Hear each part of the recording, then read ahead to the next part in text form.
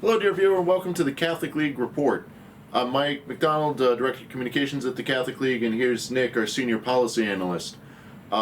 Today we've got some good news, mixed news anyway, for you. We want to talk a little bit about just the week before the 4th of July kicked off. President Trump's Religious Liberty Commission issued their draft report on some of the things that have been going wrong in the country regarding religious liberty, some steps that we can take to address those issues and actually safeguard the rights of Americans of faith. So a lot of good stuff in the report. It's well over 200 pages. And the details in there are very concerning. It does a really good job of documenting the bad things that have happened, particularly under the Biden administration, but across the country, state governments, local governments, some instances from before Biden. And then it has a step, like 12 suggestions on things that we can do to improve religious liberty, make things a little bit more coherent, talking about, if a supervisor has a problem with the worker, they can't just say, I think you're engaging in religious activity that's improper for the workplace. No, you got to put it in writing. At least that's what they would like to see happen. Appoint federal judges that are going to be stronger on religious liberty.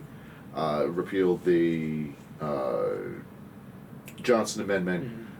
Those types of things, bigger issue things, a task force specifically looking into this stuff. But Nick, I might be a little bit biased here. Because we did a lot of work, two of us in particular, on putting together reports for this commission. So can you talk us about what the Catholic League did? Yeah, absolutely.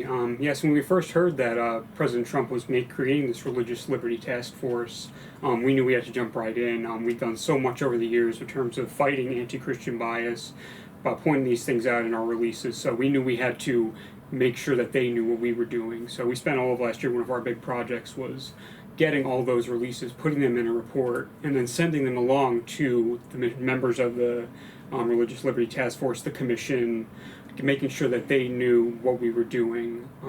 So we did that, and I think that really helped them come to their recommendations. Another big thing, as soon as was put out that this was something that the Trump administration was going to look into, Bill, as you mentioned, got us working on this project right away, but he also went down to Washington and met with senior people in the Justice Department to make sure that the information, because like you said, we've got troves and troves of files, and it would have easily overwhelmed them if we just sent them everything we had and here you guys go, sort through this. So just working with them, making sure that we knew what to, and like you said, then we got involved in putting together, finalizing the report, sending it to the DOJ folks, sending it along to the commission members. There's a lot of good stuff there in that regard. Yeah, and I think I believe we were the only Catholic civil rights organization that helped with that. I think maybe Thomas More Society. Yeah, we did get a couple of attaboys from the administration. Thank you guys. Not just Catholic, but one of the probably the most out of everyone across the board that sent it in. But yeah, in terms of the Catholic representation to there, and then we're also pretty vocal in their defense. Yes, we had to come to their defense a few times from secularists, from those on the left, those that don't believe in religious liberty, don't believe what President Trump is doing in religious liberty. So we were happy to defend them as well, and very glad. I think you and I would agree we're very happy with the way that we contributed to the task force and all the recommendations. Yeah, definitely. I'd encourage anyone who has time to read through it. You can definitely see a Catholic League fingerprints in there. But good news that this was drafted and written up, and we're very proud to have helped in whichever way we could. But Nick, I think you'd agree with this. It's a little troubling that in this day and age we would have to have in writing these recommendations, and just the stories that these poor people had to endure over the last couple of years all across the country. Very, very sad that it needs to be in writing. So I think the important thing for the viewer is to remember that this is just the first step, right? There's still a lot more work to be done.